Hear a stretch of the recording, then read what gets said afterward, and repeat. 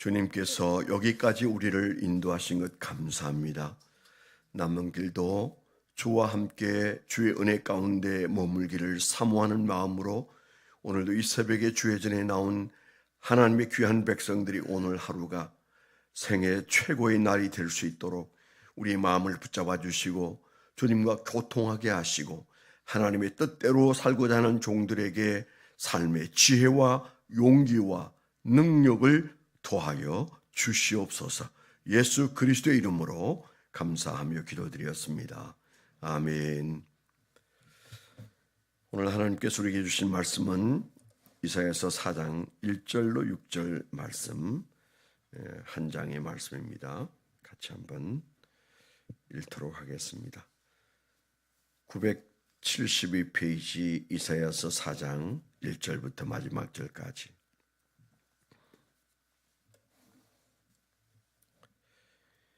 합독해서 읽겠습니다. 시작. 그날에 7 여자가 한 남자를 붙잡고 말하기를 우리가 우리 떡을 먹으며 우리 옷을 입으리니 다만 당신의 이름으로 우리를 부르게 하여 우리가 수치를 면하게 하라 하리라.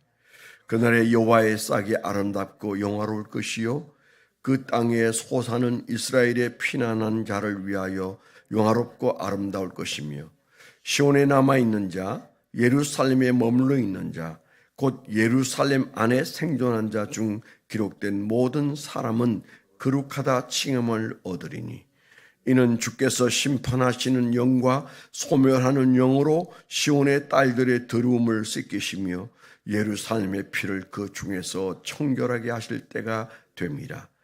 여호와께서 거하시는 온 시온 산과 모든 지폐 위에 낮이면 구름과 연기, 밤이면 화염의 빛을 만드시고 그 모든 영광 위에 덮개를 두시며 또 초막이 있어서 낮에는 더위를 피하는 그늘을 지으며 또 풍우를 피하여 숨는 곳이 되리라.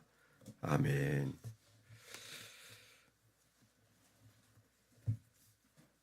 네, 여러분 기도해 주셔서 모임에 잘 참석하고 왔습니다. 포항에서 이번에는 모였는데 이런저런 이유로 이제 입학한 동기 73년에 입학을 했으니까 이제 52년이 되나요? 52년이 흘러가면서 이제 뭐 그렇게 많은 인구는 아닙니다. 10명 정도 되는 분들과 늘 모이면 늘 하던 얘기, 신학교 다닐 때 싸웠던 얘기, 놀러 갔던 얘기, 그런 얘기인데 50년이 지난 후에 그때 신학교 입학했던 사람들이 모임이니까 굉장히 그 옛 생각이 많이 나는, 그러니까 시간을 되돌려보는 좋은 그런 모임이기도 합니다. 이제 은퇴를 이제 다 하고요. 은퇴하고 다시 울릉도에서 목회하는 친구 목사님이 한 분 있는데 그분은 지금 이번에 참석은 못했지만은 울릉도에서 아주 그 노인들을 모시고 은퇴했음에도 불구하고 가장 젊은 나이가 돼가지고 그 시인인데 시를 쓰면서 잘 살고 있다고. 얼마 전에는 신상태 장로님도 만나 뵀다고 그런 친구가 있고, 그 다음에 이제 우리하고 지금 비슷한 시기에 후임을 구하는 그런 지금 현재 광고를 내고 그 담임 청병을 하고 있는 부산에서 목회하는 친구가 한 분 계시고, 그리고 이제 저는 다시 또 이렇게 은퇴하고도 뛰어들어서 새벽 기도를 인도하는, 제가 지금 현역으로 다시 복귀를 한 셈이고요. 그 외에는 다 이제 은퇴를 해서 전원 생활을 하거나 또 이렇게 조용히 이제 고향에 돌아가서 사시거나 그러시더라고요. 여튼 은혜 중에 잘 만나고 돌아왔습니다. 오늘 적용 제목을 잠깐 한번 나누겠습니다. 이제 넓은 길인가 좁은 길인가를 선택할 때가 되었다. 회복된 평화의 땅은 남은 자의 몫이다. 그렇게 적어봤습니다. 이제 넓은 길인가 좁은 길인가를 선택할 때가 되었다. 회복된 평화의 땅은 남은 자의 몫이다. 이렇게 적어봤는데요. 지금 이사야서 4장의 위치는 장차 이제 그들의 허물 때문에 그들의 죄 때문에 멸망이 올 것에 대한 얘기를 하고 있죠. 그 멸망의 지독한 고통이 얼마나 크냐를 1절에서는 뭐라고 말하는가 하면 7 여인이 한 남자를 붙들고 같이 살자고 하는 때가 온다. 뭐 그런 얘기잖아요. 그 말은 전쟁에 나가서 다 죽었어요. 그래서 전부 다 과부가 됐어요. 그래서 어떻게 해서든 뭐 그 당대나 뭐 지금도 그렇지만은 혼자 산다는 게 쉬운 것 같아도 참 어려운 거예요. 그래서 어떻게 해서든 생계를 유지하려면 남편이 있어야 되는데 그 남편이 7대 1이에요. 그러니까 남자 한 사람에 여자 7사람들이 매달려야 될 정도의 상황이 올 것이다. 이제 그런 얘기죠. 그러니까 굉장히 큰 환란이 그들의 죄로 말미암아 예루살렘에 찾아온다. 이제 그런 예언을 하고 있는 것입니다. 그러나 2절부터는 회복을 얘기하고 있어요. 특별히 3절에 보십시오. 시온에 남아 있는 자, 예루살렘에 머물러 있는 자, 곧 예루살렘 안에 생존한 자, 뭐 이런 얘기가 나오죠. 그 중에 기록된 모든 사람은 그 이름이 기록된 모든 사람은 거룩하다 칭함을 얻으리니. 구약에서는 해석하기가 조금 어려울 수 있는데 신약적 신학 관점에서 보면 이게 예수님이 오시면 진짜 우리가 남아 있었다는 이유만으로도 그 이름이 기록되고 이름이 기록된 자들을 거룩하다 칭함을 받을 수 있구나. 의인이란 칭함을 받을 수 있구나 하는 것을 금방 그냥 이렇게 보면 알 수 있는 대목입니다. 여기 이제 이 나오는 3절에 시온에 남아 있는 자, 예루살렘에 머물러 있는 자, 곧 예루살렘 안에 생존한 자. 이게 이제 그 소위 말하는 남은 자 사상이라는 거거든요. 구약에도 이제 몇 개의 주제가 있습니다. 굉장히 중요한 토픽이 있는 거죠. 그래서 뭔가 이렇게 하나님께서 선지자들에게 던져주신 말씀에 의해서 시대가 흘러가면서도 그 백성들에게 일관된 메시지를 계속 선포했어요.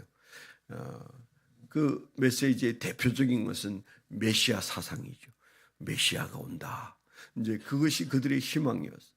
뭐 그게 몇백 년씩 걸렸지만은 그러나 하나님은 그 예언하고 죽고 선지자들이 그렇게 이제 흘러가고 그 시대적인 흐름이 계속되면서도 하나님은 그 다음 사람을 일으켜서 메시아가 온다. 그 다음 사람을 일으켜서 메시아가 온다. 이제 그렇게 예언하신 말씀들이 이 구약 성경에 몇면이 이어지는데 이제 그것을 우리가 사상이다. 그렇게 말하는데 하나님이 주시는 사상 중에 메시아 사상이 가장 크죠. 그건 뭐 창세기 1장부터 나온다 이렇게도 얘기할 정도로 성경 전체에 오실 메시아 예수 그리스도에 대한 말씀. 그래서 구약 그 예수가 오신다라는 약속을 주신 말씀 우리가 이렇게 이해하잖아요. 신약은 오신 메시아와 또 오실 메시아. 그게 이제 뭐 성경의 기본적인 사상이죠. 그 사상을 뒷받침하는 사상이 있는데 그게 남은 자 사상이다. 구약에는 이제 그렇게 얘기하죠. 뭐 약간 이제 신학적인 얘기를 해서 죄송합니다. 그런데 그 주류가 그렇습니다. 굉장히 중요한 그 정신 중에 하나가 선지자들이 하나님이 시켜서 하신 메시지 안에 남은 자들의 때가 온다. 뭐 한다는 거예요? 흩어진다는 거잖아요. 왜 흩어질까요? 현실을 보면 흩어지게 돼 있어요. 우리가 사는 현장을 보면 흘러 떠내려갈 수밖에 없어요. 그래서 히브리서에서도 강조하는 것이 왜 예수가 안 보이냐? 예수가 보이면 흘러 떠내려갈 수가 없다. 왜 또 그 진탕에 빠져 있느냐? 침륜에 빠져 있느냐? 인생의 삶의 바퀴가 왜 진탕에 빠져서 헛돌고 있냐? 이제 그렇게 강조하는 것도 누가 안 보이면 떠내려간다고 그랬어요. 예수 그리스도가. 신약에서도 같은 얘기죠. 뭐 지금도 같은 얘기죠. 우리가 이 눈으로 뭘 보느냐가 너무 중요한 겁니다. 여기까지 오시기까지 여러분들이 발로 온 것 같지만은 눈으로 왔어요. 눈이 그럴 수 있는 건 아니지만 그 눈이 똑바로 보고 있으니까 어느새 온 몸이 움직여서 여기까지 와서 앉아 있는 거잖아요. 그러니까 뭘 보느냐가 중요한 겁니다. 그 무엇을 보느냐에 있어서 현실만 보면, 사는 현실만 보면 그 현실에 우리는 딱 맞춰서 살게 되고, 그러다 보면 흘러가는 세상에, 떠내려가는 세상에 같이 휩쓸리게 되어 있는 거죠. 그러니까 구약 시대에 지금 이 이사야 시대나 그 이후에도 마찬가지죠. 그들이 그 시대 정신을 가지고 살면 그냥 그 시대에 맞도록 사는 겁니다. 그런데 우리는 변하지 않는 하나님을 바라보고 세상이 12번 바뀌어도 하나님만을 바라보고 우리가 있는 자들이지 않습니까? 그런 사람들을 하나님 보고 거기 서 있는 사람을 남은 자라, 그렇게 구약에서는 사상적으로 말한다. 이렇게 이해하시면 그 3절이 딱 이해가 될 거예요. 3절, 시온에 남아있는 자, 전쟁과 가난과 삶의 어려움 때문에 이리 튀고 저리 도망가고 그래서 살려고 버둥대면서 흘러간 사람들 아니고, 비록 죽음이 코앞에 있어도 거기에 하나님이 계시니까 그게 남아있는 자, 시온에 남아있는 자, 예루살렘에 머물러 있는 자, 곧 예루살렘 안에 생존한 자 중, 그렇게 말하고 있죠. 그게 이제 일종의 남은 자 사상의 한 부분이다, 이렇게 이해하시면 좋겠습니다. 저는 우리 신앙, 오늘 아침에 이제 묵상하면서 우리의 신앙이 지금은 이 성경을 펴놓고 생각해야 되는 때에 와 있다, 그런 생각이 듭니다. 불과 몇 년 사이에 한국 교회도 물론 이제 좀 자유롭게 말하자면 리버럴한 신앙을 가지고 있는 어떤 그런 신학적 경향을 가진 신학교와 교파와 목사들이 있고, 좀 복음적이고 보수적인 신학교와 목사와 교회가 있죠. 교단도 그렇습니다. 그래서 예를 들어서 우리가 기장측이다, 한국신학대학을 중심으로 한 기독교 장로회 측이다, 그러면 그 시대 정신에 굉장히 민감한 교단이었죠. 그래서 뭐든 그걸 신신학이라고 옛날에 얘기했었는데, 그래서 뭔가 새로운 것을 말하는데, 그런데 성경을 들고 보는 사람들은 그건 새로운 게 아니고 그건 오히려 타락한 거다. 어떻게 낡은 것을 새로운 것이라고 말하냐. 이게 보수적인 입장이잖아요. 이제 그런 신학이 소위 말하는 장로교 안에서는 고신척 교회, 뭐 합동척 교회, 또 뭐 합신척 교회, 이런 교회들은 좀 그렇고, 그 중간에 딱 서 있는 게 통합척 장로교회, 뭐 그렇습니다. 그렇지만 이제 더 보수적이다라고 말할 수 있는 교단이, 뭐 제가 볼 때는 고신척과 비슷한 교단이 침례교회다, 뭐 이렇게 보여지기도 합니다. 미국을 딱 봐도 그렇습니다. 감리교가 제일 먼저 넘어갔고, 동성애 문제로 넘어가고, 그 다음에 장로교도 뭐 그 5분의 4가 넘어간 상태입니다. 동성애 찬송 쪽으로 다 넘어갔어요. 이게 참 희한한 것은 그 장로교 한국에는 많잖아요. 미국에는 장로교가 많지 않은데 그 미국에 있는 한인교회들이 거지반 장로교회입니다. 그런데 그 장로교 안에 이제 한인교회가 갈라지기 시작했죠.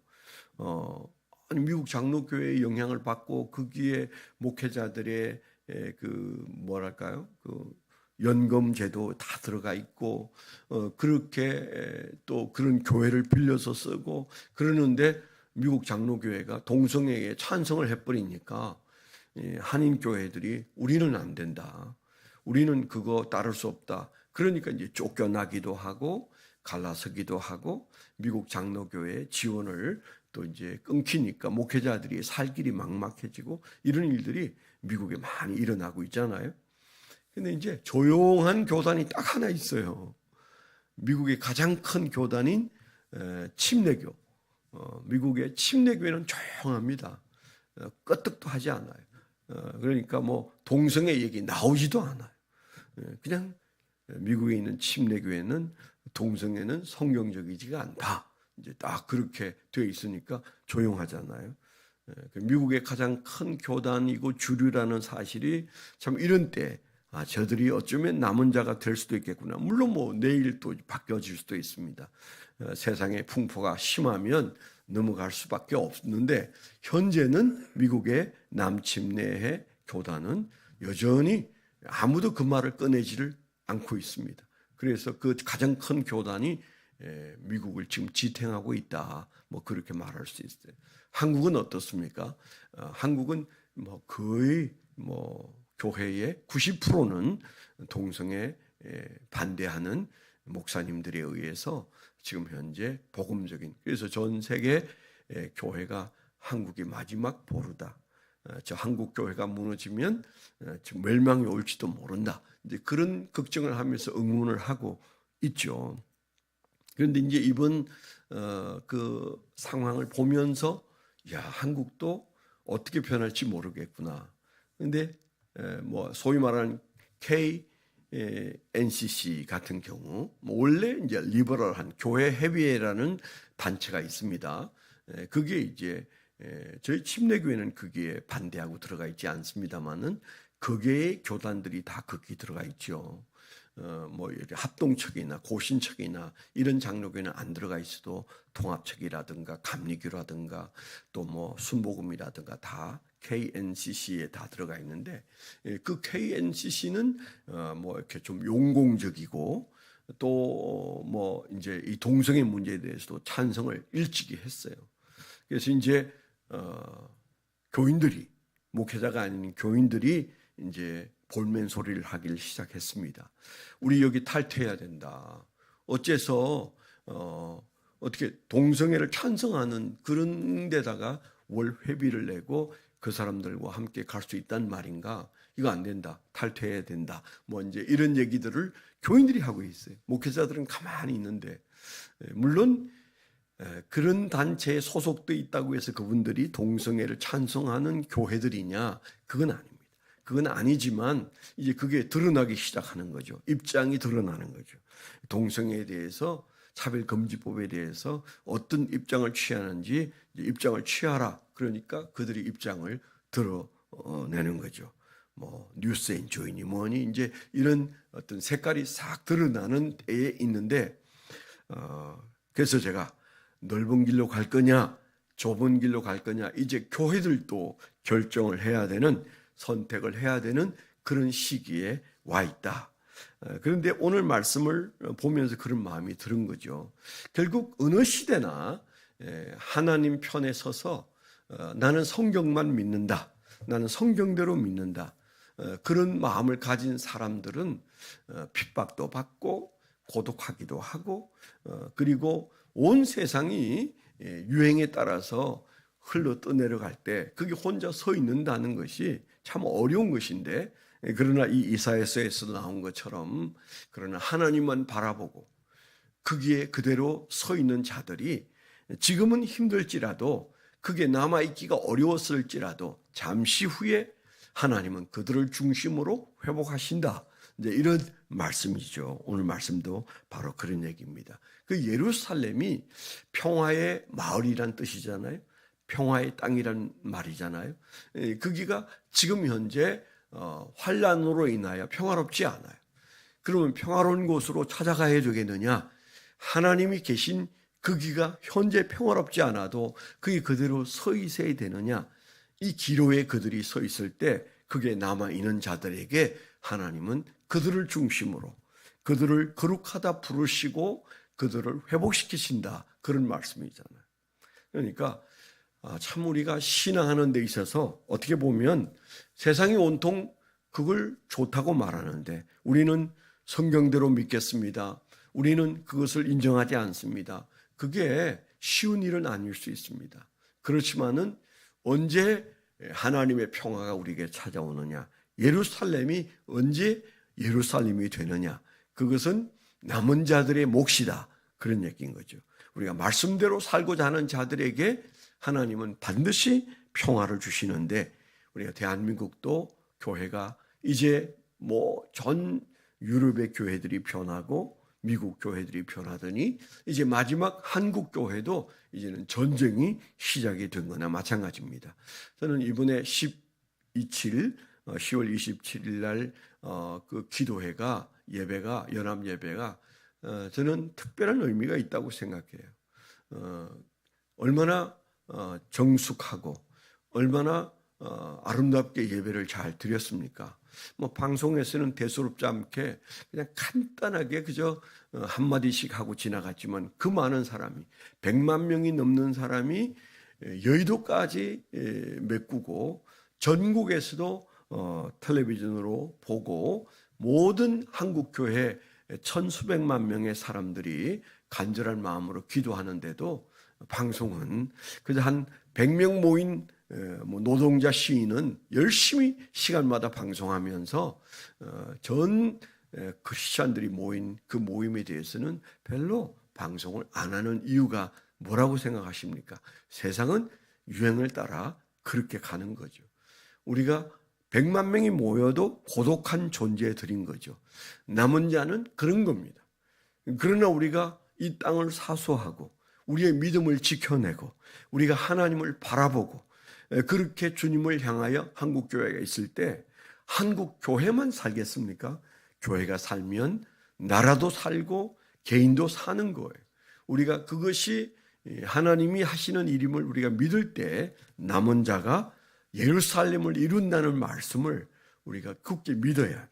이 험한 시대에 저와 여러분들이 예수를 믿는 이 믿음에 있어서 흔들림 없이 남은 자의 길을 걷겠노라, 그런 믿음을 갖게 되기를 축원합니다. 오늘도 시간이 보니까 좀 많이 지나서 이제 그 정도 하겠습니다. 기도 제목을 좀 나눌 텐데요. 오늘 저녁이 수요 성찬 예배입니다. 성령께서 역사하시는 은혜의 성찬 예배가 될 수 있도록 여러분 기도해 주시면 좋겠습니다. 연약한 분들을 위해서도 좀 기도해 주십시오. 박길종 집사님의 건강 회복을 위해서 그 암이 나사렛 예수의 이름으로 사라질 수 있도록, 또 우리 한의종 장로님도 좀 안 좋으시다는데 제가 직접은 못 들었는데 새벽에 나오느라고 애를 쓰시는데 치료가 되도록, 아마 이게 디스크가 목 디스크 때문에 좀 이렇게 많이 고통스러운 것 같습니다. 또 죄송하지만 저를 위해서 기도해 주십시오. 그 인도네시아 선교를 다녀온 주일부터 다시 부정맥이 시작이 됐어요. 그래가지고 좀 심했다, 좀 이제 약해졌다 그러는데 하도 기도 부탁을 많이 해서 안 하려고 했는데 해야 되겠구나.